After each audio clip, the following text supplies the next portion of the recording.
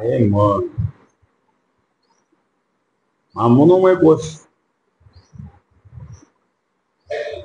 देहाविषयी अहंता आणि ग्रह दिखायचे. अहंता आणि ममता या दोन गोष्टी मनाकडे आहेत. त्याचा अभिमान उत्पन्न करून इंद्रियाच्या बाहेर गमन करणारे मन आहे. म्हणजे अहंता आणि ममता धरून ते इंद्रियांच्या बाहेर घेतात. जसं ज्ञानेंद्रिय ज्ञान करून देतात, पण शरीराचे संबंध येतात ज्ञान. मन मात्र बाहेर घेत. होते मनामध्ये अहंता आणि ममता आहे. मग आता काम क्रोध आदी वृत्तीयुक्त मन आहे. ते मन नियम रहित स्वभावाचं. मला कुठलेच नियम पुढे जात नाही का. काही येतं मनात, येतं ना. अभ्यास करता करता अभ्यासातच राहते. कुठं राहत, कुठतरी जात. काल तुम्हाला कसं काय म्हणला असं देतच पाहतो. अभ्यास करतोय ना, अभ्यासात पाहिजे मन, कुठतरी जात. याचा अर्थ काय झाला, मन नियम रहित आहे. मनात नियम नाहीये.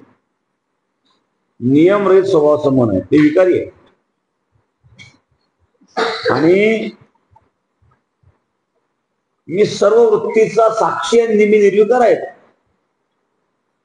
आत्मा निर्विकार आहे, मन विकारी आहे. मन काम क्रोध आदी वृत्तीयुक्त आहेत आणि त्या वृत्तीचं साक्षी नाही आहेत. म्हणून मनापेक्षा निर्विकार आहे. अहंता ममता मनामध्ये आहेत.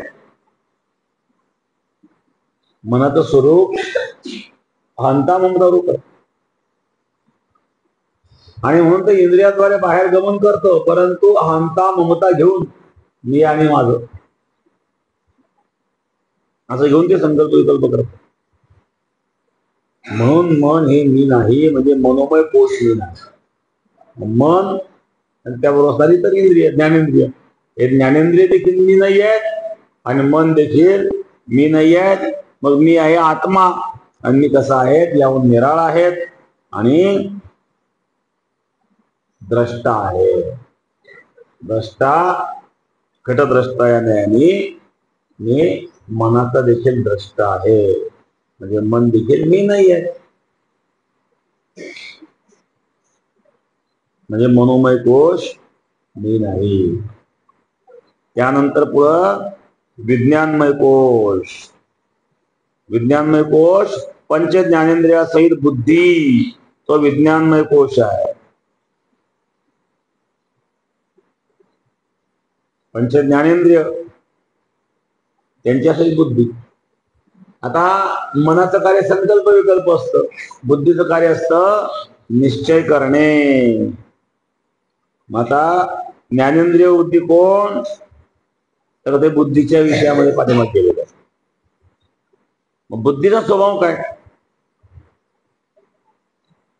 चिदाभास युग बुद्धी सुषुप्तीत विलीन होणारी आहे. जागृतेत नखाग्र भागापासून शिखेपर्यंत शरीरात व्यापून कर्तव्य रूप आहे. नखाग्रापासून तर शिखेपर्यंत संपूर्ण शरीरात व्यापून आहे. कारण ज्ञान करून देणारी बुद्धी आहे. चिदाभास रूप बुद्धी आहे. सुषुप्ती रूपे, सुषुप्तीमध्ये पण ती आहे, पण ती कशी आहे, विलीन होणारी आहे. सुषुप्तीमध्ये बुद्धी कुठे आहे, जागा त्यामुळे बुद्धी चालवतो नाही का. डोकं जागा चालवतो ना, तर झोपे चालवतो. झोपेमध्ये सुषुप्ती अवस्थेमध्ये बुद्धीच नाही, कुठे राहिली. सुषुप्ती अवस्था म्हणजे गाढ निद्रा. गाढ निद्रेमध्ये साप जरी आपल्या अंगावर आला तरी त्याला काही वाटत नाही. सोन्याची वीट कोणी उशिरा ठेव तरी आनंद होणार. कोणी शिव्या दिल्या तरी त्याला ऐकणार नाही, नाही का. कोणी स्तुती केली तरी त्याला आनंद होणार नाही, शिव्या दिल्या दुःख होणार नाही. कारण सुषुप्ती अवस्थेमध्ये बुद्धी विलीन झालेली आहे. जागृत अवस्थेमध्ये नखाग्रापासून तर शिकेपर्यंत या शरीराला व्यापून कर्तव्य रूप आहेत.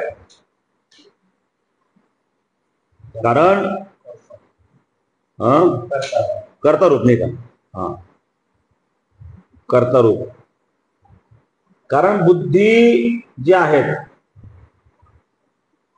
ही जसं मन संकल्प विकल्प करत आणि बुद्धी निश्चय करते. नेमकं काय करायचं हा निश्चय बुद्धीने केला आणि बुद्धीने काय करते मग पुढची क्रिया करायला लावते. आणि ती सुषुप्ती अवस्थेत नाहीये. आणि म्हणून या ठिकाणी मी विज्ञानमय कोशापासून वेगळं आहे. कसं जाणायचं तर बुद्धी घटवट विलयादी अवस्थांयुक्त होत असल्यामुळं बुद्धी विनाशी आहे. विलयादी अवस्थांनी युक्त आहे बुद्धी विलय झालेला आहे. जर सुषुप्ती अवस्थेत विलय होत आणि समाधी अवस्थेमध्ये मन गेले विलया ब्रह्मानंदा माझारी. बघा झोपेमध्ये सुषुप्ती अवस्थेमध्ये तो सुषुप्तीत विलय झाला आणि समाधी अवस्थेमध्ये सुद्धा मन बुद्धी नाहीये. ते ब्रह्मानंदामध्ये विलय झालं. याचा अर्थ काय झाला? याचा अर्थ की मी नाहीये तर मी विलयादी अवस्था विरहित आहे.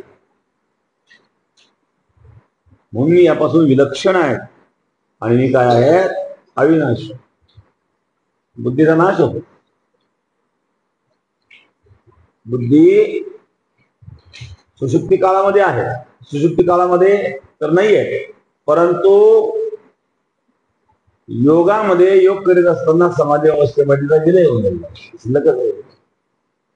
आत्मा कसं याचा अर्थ बुद्धी सुद्धा जड आहेत आत्म्याच्या दृष्टीनं. क्रियामध्ये सुद्धा हा मनाचा बुद्धीत लय, बुद्धीचा मत तत्वामध्ये लय. तर अशा प्रकारे ती विलय होणारी आहेत. म्हणजे ती कशाचं तरी कार्य आहे, कार्यरूप आहे. ती कारणरूप नाहीये. हे सुद्धा बुद्धी काय कार्यरूपच आहे. आणि म्हणून आत्मा जो आहे हा आत्मा त्यापेक्षा काय वेगळा आहे, विलक्षण आहे. मूळ विज्ञानमय कोश मी नाही, तो माझा नाही, हा सूक्ष्मदेव रूप आहे. या ठिकाणी विज्ञानमय कोश म्हणजेच बुद्धी. पंच ज्ञानेंद्रियांसहित बुद्धी. कारण बुद्धी सुद्धा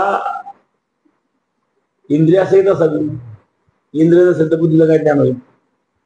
बुद्धीला ज्ञान होण्याकरता इंद्रिय पण पाहिजे. म्हणून पंच ज्ञानेंद्रियासहित अशा प्रकारची बुद्धी आहे. जसं ज्ञानेंद्रियासहित मन आहे. कारण मन बुद्धी चित्त अहंकार ही अंतःकरणाची अवस्था आहे. आणि अंतःकरण म्हणजे तसं या देहाचं सार म्हणजे अंतःकरणच आहे. इंद्रिय आहेत, इंद्रियापेक्षा सूक्ष्म मन आहेत, मनापेक्षा सूक्ष्म बुद्धी आहे. या अंतःकरणाचा एक भाग आहे. हे चार भाग कळण्याकरता केले. अंतःकरणामध्ये जेव्हा संकल्प विकल्प घडतात तेव्हा त्याला मन म्हणतात. ज्या अंतःकरणामध्ये निश्चय करतात बुद्धी म्हणतात. ज्या अंतःकरणामध्ये चिंतन करतात चित्त म्हणतात. ज्या अंतःकरणामध्ये अहंकार करतात अहंकार म्हणतात. मन बुद्धी चित्त अहंकार हे भाग केले, पण हे अंतःकरणाचेच भाग आहेत. आणि म्हणून या ठिकाणी अंतःकरण सुद्धा मी नाही आहे. म्हणजे मन बुद्धी मी नाही आहे. आत्मा या बुद्धीपासून सुद्धा कसा आहे? वेगळा आहे. मग या ठिकाणी बुद्धी म्हणजे विज्ञानमय कोश. विज्ञान म्हणजे काय? विज्ञान काय? विज्ञान म्हणजे काय? नाही, विज्ञानमय कोश सांगितलं. विज्ञान म्हणजे विज्ञान. वि म्हणजे विशेष. विशेष रूपाने ज्ञान म्हणजे विज्ञान. विज्ञान शब्दाचा खरा अर्थ काय? विशेष रूपाने ज्ञान. एखाद्या विषयाचं विशेष रूपाने ज्ञान होतं त्या विज्ञान म्हटलं. मग विशेष रूपाने ज्ञान करून देणारी बुद्धी आहे. म्हणून बुद्धी विज्ञानमय आहे.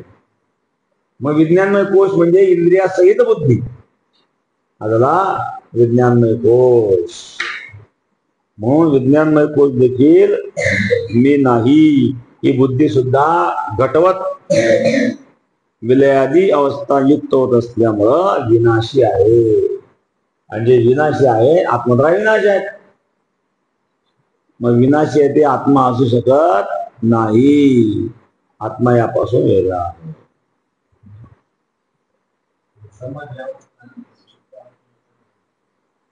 सुषुप्ती अवस्थेमध्ये अज्ञान आहे ना, समाधी अवस्थेत अज्ञान नाही. सुषुप्ती अवस्थेमध्ये आपण झोपलो कशाचे बांधकांमुळं अज्ञान रूपच सुषुप्ती अवस्था आहे. समाधी अवस्थेमध्ये ज्ञान. ज्ञान म्हणजे काय? स्वतःच मी आहे.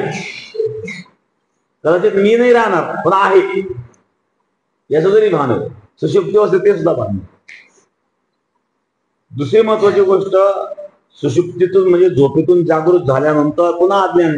दुसऱ्या दिवशी झोपलेल्या अवस्थेमध्ये जर तो जगाला विसरला असला तरी झोपेतून जागा झाला म्हणजे मी काल काय करीत होतो, काल कोणाला काय बोललो होतो याची स्मृती झाली. म्हणजे काय झालं, पूर्ण सुखदुःख, कालचे सुखदुःख पुन्हा आज आले.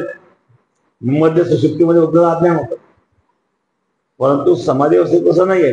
एकदा समाधी अवस्था प्राप्त झाल्याच्या नंतर त्या ठिकाणी सुख नाही दुःख, आत्मस्थिती आहे. न पुण्यम न पापम न सौख्यम न दुःखम न मंत्रो न तीर्थम न वेदांत यज्ञ हम भोजनम न भोजन न भोक्ता चिदानंद रूप शिवम शिवम. मला पुण्य नाही, पाप नाही, सुख नाही, दुःख नाही. पाप पुण्य कोणाला? आत्म्याला काय? पाप आत्म्याला पाप पुण्य करण्याकरता वृत्ती पाहिजे. ही वृत्ती तर आत्मा नाहीये. सुख दुःख भोगण्याकरता सुद्धा वृत्ती पाहिजे. वृत्ती आत्मा नाहीये. आत्मा त्याच्या पलीकडे आहे. पुण्य पुण्यम न पापम न सौख्यम न दुःखम.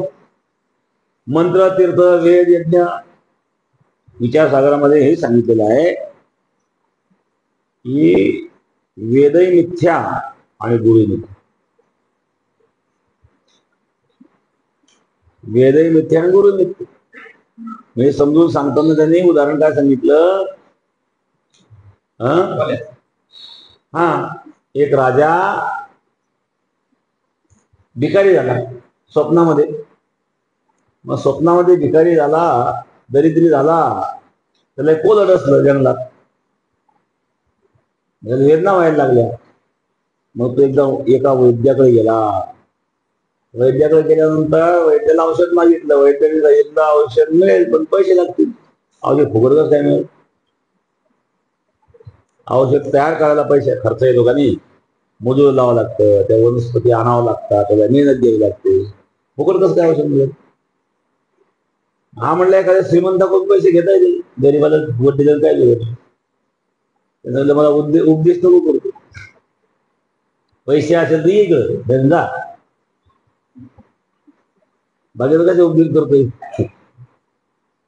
विचार रडायला लागला. काय म्हणले किती स्वार्थी लोक आहेत. दिन काय बिघडलं म्हणजे ते इच्छेचा विषय तो. रडायला लागला. रडायला लागल्यानंतर त्याला एक साधू भेटला. शांत बसा ना. साधू भेटल्याच्या नंतर त्या साधूच्या तू का रडतो? त्याने सांगितलं मला असा असा कोलाट असला, मी एका वैद्याकडे गेलो, त्या वैद्याने मला औषध दिलं नाही. रडू नको, मी तिथं औषध. त्या साधूने आपलं झोपणं औषध काढलं, त्याला दिलं. त्यांच्या औषध जखमेला लावलं. जखमेला लावल्यावर जखम बरी झाली. त्याच्या वेदना थांबल्या. त्याला खूप आनंद झाला. तेवढ्या जाग आली. जाग आल्यावर पदराज मागच झोपल्या.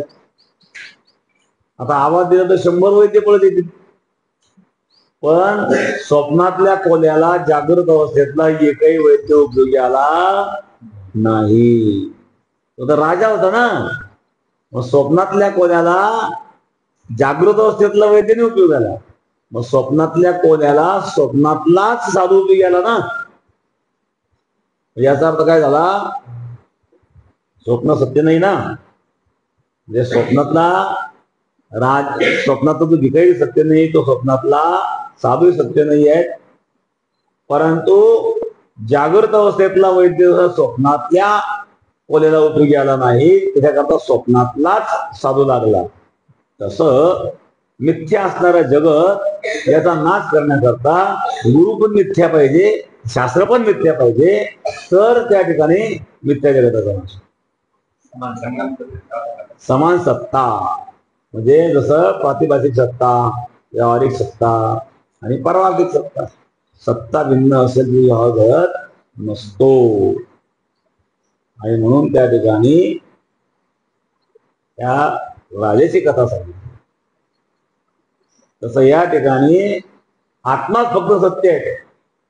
मग पाप पुण्य सुख दुःख हे मंत्रन कीर्तन वेद यज्ञ काही नाही, हे सत्य काही नाही. ज्ञानाच्या दृष्टीतून काही सत्य नाही. ब्रह्मानंदी निमग्न असता काहीच काही नव्हे. एकदा ब्रह्मांडामध्ये झाल्यानंतर आता जगतही शिल्लक राहिलं नाही, वृत्ती शिल्लक राहिलं नाही. वृत्ती सहित लपुली मज एका ते, वृत्ती सहित वृत्ती ही निवृत्त झाली. म्हणजे आता पुन्हा त्या ठिकाणी जन्म नाही, मरण नाही, सुख नाही आणि दुःख नाही, ही समाधी अवस्था. हे सगळे पापाचा क्षय झाल्याशिवाय समाधी अवस्था निर्माणच होत नाही. मग समाधी अवस्था निर्माण ती सुषुप्ती झाली, ती समाधी नाही झाली. म्हणून सुषुप्ती आणि समाधी या दोघांमध्ये हा फरक.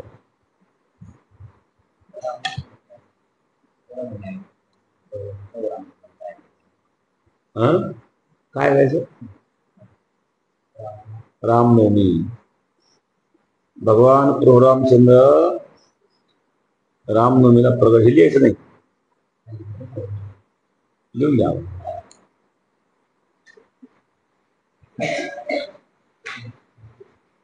विज्ञानमय कोश म्हणजे काय? काय वया